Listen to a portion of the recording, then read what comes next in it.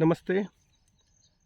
दोस्त आपको वह बताते हैं जो आपको सुनना ज़रूरी होता है। दोस्त भगवान का मैसेज आप तक पहुंचाने के लिए सबसे सहज माध्यम होते हैं। कल ऐसा ही हुआ अपने चैनल पर अपने दोस्त सोनल की प्रतिक्रिया लेने, उससे गाली खाने और थोड़ा अच्छा सुनने के लिए मैंने उसको फ़ोन लगाया। बातों बातों में मैंने उनसे कहा कि सोनल कोई टॉपिक बताते जाए को। तो सोनल ने एक घटना साझा की और मुझसे कहा कि इसके बारे में सोचो। सोनल ने मुझको बोला वह अपने दोस्त के साथ बैडमिंटन खेल रहा था। बैडमिंटन खेल ख़त्म हुआ, दो लोग अपने गाड़ी के पास गए तो गाड़ी में कुछ दोस्त ने कहा कि मेरे कल बहुत सारे अल्फ़ांसो आम रखे हुए थे, पूरी की पूरी डब्बा था और वो गायब है। सोनल ने यहाँ देखा वहाँ देखा और उसने देखा कि एक गार्ड वहाँ पे बैठा हुआ है जो गाड़ी साफ़ करता है। वो लड़का भी वहाँ पे बैठा हुआ है और उसका शक उन पे गया। जब सोनल ने उनसे बात की, थोड़ा सा पूछा, बहुत अच्छा व्यक्ति है, बहुत ही विनम्र व्यक्ति है। जब उसने उस तरीके से पूछा तो वो गार्ड और वो जो साफ़ करने वाला, गाड़ी साफ़ करने वाला लड़का था, वो घबरा गए थोड़े से। उन्होंने कुछ ऐसे बातें बोली जो एक दूसरे के साथ कॉन्फ्लिक्ट में थी और सोनल को गुस्सा आ गया और सोनल ने कहा कि ये तो झूठ बोल रहे हो, क्योंकि मैं कुछ पूछता हूँ, तुम कभी कुछ बोलते हो, कभी कुछ बोलते हो। और बात थोड़ी सी बढ़ गई और उन्होंने कॉलोनी के लोगों को बुला लिया और थोड़ा सा तेज़ आवाज़ में बात हो गई। उसी बीच में उसका दोस्त बोलता है, चलो छोड़ो। सोनल ने कहा ठीक है, छोड़ देते हैं भाई, तुम्हारे आम थे, छोड़ दिए। जब सोनल घर गया तो सोनल ने पूछा कि दोस्त से क्या हो गया था। तो दोस्त बोला कि यार मुझे लगता है कि वो आम घर में ही हैं। बाद में पता चला कि वो दोस्त पिछली रात में कहीं पे ड्रिंक करने गया होगा और वहाँ उसने वो आम किसी को खिला दिए और भूल गया। तो फिर मैंने भी सोचा, मेरे साथ भी ऐसा हुआ। एक बार मेरी बाई थी और बाई ने गुड़गांव में मेरी एक अंगूठी खो गई। घर में बीवी की अंगूठी खो गई और वाइफ़ की। तो हम लोगों को बाई पे तो शक हुआ कि भाई वो जब नहाने के पहले जाती थी तो बाथरूम में अंगूठी रख देती थी कि बाई वहाँ गई होगी, उसने अंगूठी उठा ली होगी और ऐसा वैसा। तो हमने उसको कुछ सीधे सीधे नहीं बोला, लेकिन तब भी उसको थोड़ा सा इस तरीके से दिखाया कि हमें उस पर शक है। एक बार मैं लिफ्ट में ऊपर आ रहा था अपने 3rd फ्लोर पे, तो उस बाई ने मुझे अकेले में पाके मेरे पैर छूने की कोशिश की और जब वो पैर छू रही थी तो लिफ्ट छोटी थी तो वो मेरे से टच हो गई। और जब वो मेरे से टच हो गई तो मुझे उस पर और शक हुआ कि भाई ये तो गड़बड़ है। तो मैंने अपनी बीबी को बोला कि भाई इसको तो थोड़ा सा देखो। तो वो उसको बताया नहीं मैंने अपनी वाइफ को कि ऐसा ऐसा हुआ है, लेकिन तब भी एक बार भाव बिगड़ते हैं तो सामने वाले को भी पकड़ में आते हैं और जब पकड़ में आते हैं तो घर में काम करना मुश्किल हो जाता है। तो वो बाई घर छोड़ के चली गई। जब ये घटना 2017 की है, जब 2019 में हम लोग भोपाल शिफ्ट होने लगे तो हमें वो अंगूठी सफाई करते हुए मिल गई और मुझे बहुत दुख हुआ कि क्या सोच लेते हैं हम। इस तरीके को इस घटना को आप दो तरीके से अप्रोच कर सकते हैं। एक तो ये ऐसा हो जाता है क्योंकि सब लोग अच्छे नहीं होते, सब लोग बुरे नहीं होते, ऐसा हो जाता है, इसमें हम कुछ नहीं कर सकते। और दूसरा ये है, क्या हम वास्तव में कुछ कर नहीं सकते कि करना चाहते नहीं हैं। जब सोनल जैसे ब्रॉड हार्टेड, लार्ज हार्टेड, दिल वाले व्यक्ति को, मुझ जैसे थोड़ा सोचने वाले व्यक्ति को बेचैनी पैदा होती है कि ऐसा क्यों हो जाता है हमारे जीवन में, तब मुझे लगता है कि ये कोई छोटा मोटा टॉपिक नहीं है। ये समाज का असंतुलन, समाज को तोड़ने वाली वजह बन सकता है। और इसीलिए मैं आपको यह वीडियो थोड़ा सा 2-4 मिनट लंबा बनाऊंगा। एक बार एक सोशियोलॉजिस्ट इंडिया में आया, 1950-60s की बात है।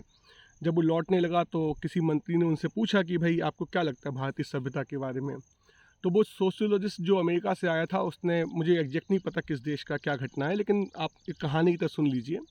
तो उन्होंने उस मंत्री से बोला कि आपके देश में बहुत खास बात है, जिस व्यक्ति को 200-300 रुपये महीने की सैलरी मिलती है, उसका सेठ उस व्यक्ति के हाथ में 2 लाख 3 लाख रुपए थमा देता है, पूरी दुकान छोड़ के चला जाता है। उसको घर का सब कुछ पता है, लेकिन वो चोर तब भी कुछ नहीं करता है।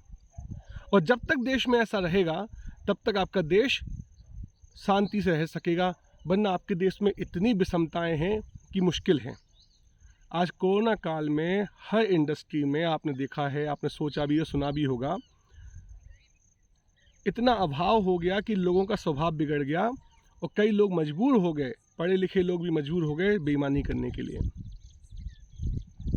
वो बेईमानी है कि मजबूरी है मुझे नहीं पता, लेकिन आज हम जैसे लोग इस उदाहरण में देखें, जिसके 10 आम जाने से या थोड़ी सी अंगूठी खो जाने से ज़्यादा प्रभाव नहीं पड़ता है, उनको किस तरीके से इस चीज़ को अप्रोच करना चाहिए, इसके ऊपर थोड़ा सा बात करना चाहता था।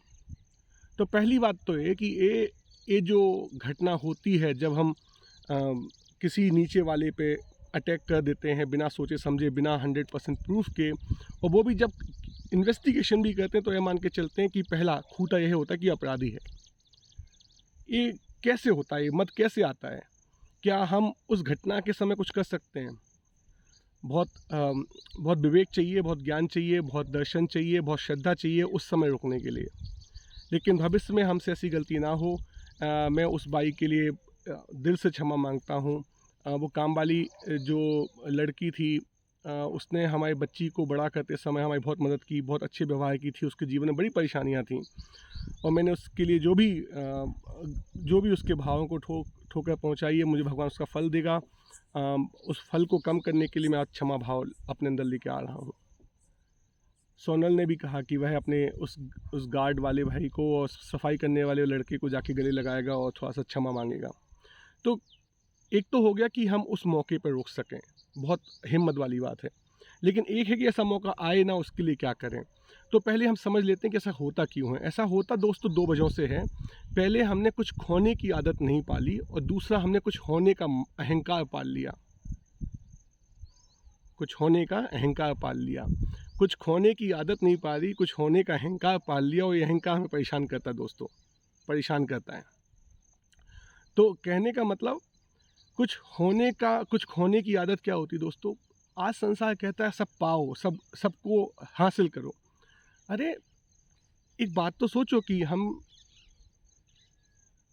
क्या हमारे हाथ में है? वो तो ठीक है, हमने ईगो कर लिया, हाथ में है, लेकिन एक मृत्यु भी तो एक सच है। सब छोड़ के जाना है ना, सब खो के जाना है। यदि हम दैनिक जीवन में जो छोटी छोटी घटनाएं घटती हैं, जब हमारे मन का कुछ नहीं होता है, मान लीजिए कि किसी ने हमने कुछ कहा, उसने माना नहीं, तो हमें अपना अहंकार खोना पड़ेगा। हमने कुछ सोचा वह सही नहीं निकला, तो अपनी धारणाएं खोनी पड़ेंगी। हमारे कुछ 10-15-20 रुपए कहीं खो गए अकाउंट्स में, तो हमें स्वीकार करना पड़ेगा कि हमारी बुद्धि इतनी नहीं है कि हर चीज़ याद रख सके।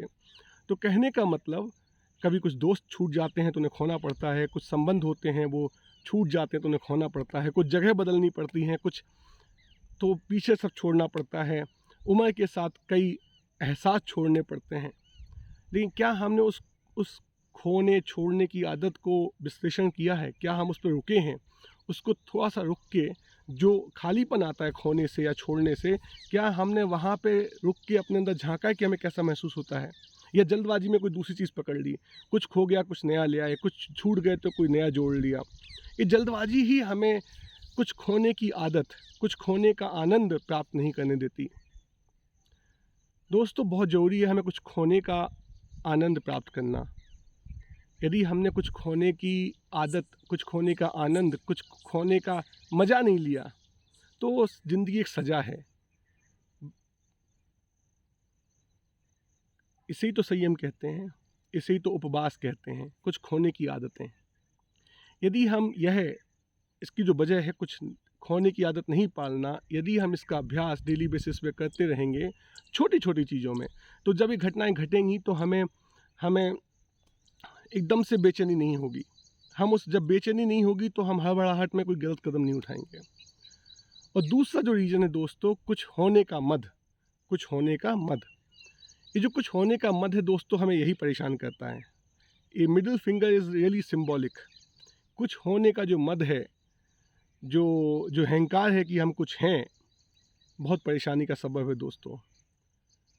हम कुछ हैं, यह हमें खुद नहीं पता चलता। कोई बताता है, जब कोई हमारी चापलूसी करता है, कोई हमारी तारीफ़ करता है, कोई हमें डांटता है, तो वो हमें लगता है कि हम कुछ हैं। लेकिन किस तरीके से उस घटना की हम प्रतिक्रिया लेते हैं, किस तरीके से हम उस अहंकार का दमन करते हैं, यह हमारा खुद का पुरुषार्थ है, ये हमारी खुद का साहस है दोस्तों।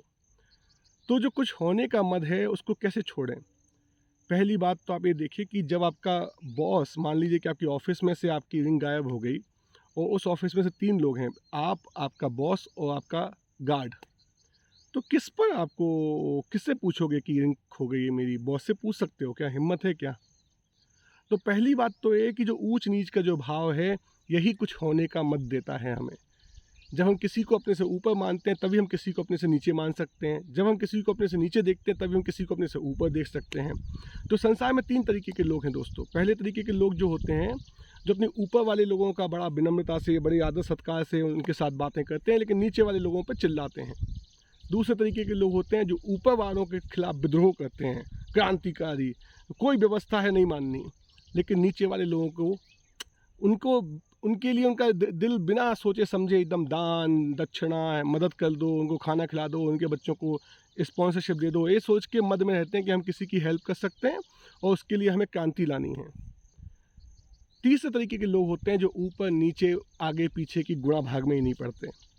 वो जो दिखता है उसको समग्रता से देखते हैं, उसको उसको उसको एक सहजता से देखते हैं, उसे सब कुछ अपना लगता है, सब कुछ समान लगता है। उसे ही हम समत्व कहते हैं, उसी को हम सम्यक कहते हैं, उसी को हम शायद, मुझे लगता है वही मोक्ष है। तो इसकी आदत कैसे पाला जाए? इसकी आदत पालने के लिए हर व्यक्ति में गुण देखें आप। उसमें गुण देखिए कि उसके गुण क्या हैं। सिर्फ ये मत देखिए कि वो गरीब है, ये देखिए कि कितने वो काम वाला लड़का साल के 365 दिन हर दिन 5 बजे जग के आपकी गाड़ी साफ़ कर रहा है, कितना परसिस्टेंस है, कितना कंटिन्यूटी है। क्या आप यह सीख नहीं सकते? आप यदि उसमें वो गुण देखते तो आपको बेचैनी नहीं होती, क्योंकि आप उसके गुणों का आकलन कर रहे होते। सिर्फ उसका किस गरीब तबके का है और गरीब तबके में ऐसे ही होता है, और इस तरीके की धारणाएँ हमारे मन में समय की धूल बैठती जाती है। समय के साथ जो धूल आंधी चल रही है वो हमारे दिमाग में जब बैठ जाती है, कड़क हो जाती है, तभी ये सब अज्ञान आता है। तो पहला गुणग्राह्यता, दूसरा पारस्परिकता।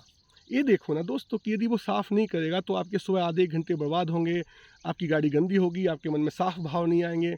तो ज़िंदगी में हर किसी से, चाहे वो ऊंचा हो चाहे वो नीचा हो, कहने का मतलब मैं मानता नहीं ऊंचा नीचा, हर किसी व्यक्ति का एक मोल है। आर्थिक तंत्र बोलता है कुछ मोल आप पैसे से खरीद सकते हैं, लेकिन ऐसा नहीं है। कभी किसी जगह घूमने जाओ और मन कर रहा हो कि एक कप कॉफ़ी मिल जाए नेस्कैफ़े वाली, और वहाँ वो कॉफ़ी नहीं हो, तो उस समय कोई वो कॉफ़ी लाके वहाँ दे दे, तो आप बोलोगे 10 गुना पैसे ले लो, मन कर रहा था तो मिल गया। मतलब हर व्यक्ति हर जगह हमारी सेवा और हम उसकी सेवा के लिए तत्पर रहें, एक पारस्परिकता का भाव रहे, तो गुणग्राह्यता पारस्परिकता से बेचैनी कम होगी। और तीसरा जो है उसे बोलूँगा ज़बरदस्ती की कोशिश समता की। मतलब यदि आप सहज नहीं भी हो पा रहे हैं, यदि आप समझ भी नहीं पा रहे हैं, आप उसमें कोई गुण देख भी नहीं पा रहे हैं, आपको कोई लगता नहीं कि व्यक्ति में उपयोग का है, तो थोड़ा धैर्य रख लीजिए, थोड़ी देर के लिए रुक जाइए, गहरी सांसें ले लीजिए, अपने आप को मौके से हटा लीजिए, लेकिन थमिए, क्योंकि समय बहुत जल्दी बहुत कुछ सिखा देता है। 5 गहरी सांसें सिचुएशन बदल देती हैं, देखने हम दुनिया को कैसे देखते हैं वह सब बदल जाता है। तो गुणग्राह्यता, पारस्परिकता और समता के लिए रुकना, धैर्य से संयम धारण करना। तो GPS, गुणग्राह्यता, पारस्परिकता, संयम, सहजता, जो भी आप तीसरा एस लगाओ। तो ये जो GPS है, अगर यदि हम जीवन में इस GPS का उपयोग करेंगे तो यह हमारे कंपास को बिगड़ने नहीं देगा। और दोस्तों आज हम वास्तव में कंपास की जगह घड़ी के अनुसार चलते हैं। कंपास जगह बदलने पर नहीं बदलता, वो आपको जहाँ नॉर्थ है वहीं नॉर्थ दिखाएगा। लेकिन आज आर्थिक व्यवस्था, सामाजिक व्यवस्था अच्छे बुरे समय के बीच की घड़ी में हमें फंसा देती है। हम घड़ी में फंसे हुए लोग हैं दोस्तों, कंपास भूल गए हैं। अपनी ज़िंदगी को कंपास से चलाइए, उन मूल्यों के आधार पर चलाइए जो शाश्वत हैं, जिसका नॉर्थ स्टार तय है, जिसकी पश्चिम दिशा, पूर्व दिशा, उत्तर दिशा, दक्षिण दिशा सब तय है। घड़ी के हिसाब से चलोगे तो समय, आपका जीवन तो समय ख़त्म होना ही है, और तब तक आप कुछ भी नहीं पा पाओगे दोस्तों। इस वीडियो पे इस छोटी सी घटना पे इतना बड़ा विश्लेषण इसीलिए किया, क्यों आपको सलाह दी, क्योंकि यदि आज आपको शांति से जीना है, समाज को स्थापित करना है, अच्छा नेता चुनना है, तो ये जो मद अहंकार में अपने से नीचे तक के तबके के लोगों के ऊपर शक करना, उनको ऑर्डर देना, उनसे जो एंगर पैदा होता है उस व्यक्ति के मन में, आप कितनी कहानियाँ, द वाइट टाइगर देख लीजिए, ना जाने कितना साहित्य है जिसमें आपको ये सब दिखाई देता है कि जब वो व्यक्ति जो आर्थिक अभाव से परेशान है, मान लीजिए उसने चोरी की भी थी, आम खाए भी थे, मेरी बाई ने अंगूठी ली भी थी, अगर आपके पास 100% प्रूफ है तो आप कोशिश कीजिए, रिकवर करने की कोशिश कीजिए, लेकिन नहीं है तो एक व्यक्ति ही तो है, उसकी हेल्प ही तो होगी। आम खा के क्या बिगड़ जाएगा उसका, मतलब आपका क्या बिगड़ जाएगा यदि वो आपके आम खा लेगा। एक छोटी सी अंगूठी से वो लड़की क्या करेगी। मुझे पक्का यकीन है वो बाई को यदि वो अंगूठी उसने ली होती, उसमें एक अवगुण नहीं था दोस्तों, वो उस घर अंगूठी को बेच के अपने घर में ही पुजाती, उसके बच्चे पढ़ते। आप बोलोगे कि ऐसा बोल के मैं चोरी की भावना को प्रमोट कर रहा हूँ, लेकिन मेरा मतलब ये नहीं है। मेरा मतलब इसलिए है कि पता नहीं है तो संभाल के रखिए, प्रदर्शन मत कीजिए अपनी दौलत का। कुछ चीज़ों को इस तरीके से खुला मत छोड़िए कि उनके मन में चोर पैदा हो। किसी के मन में चोर पैदा करना भी एक बहुत बड़ा पाप है।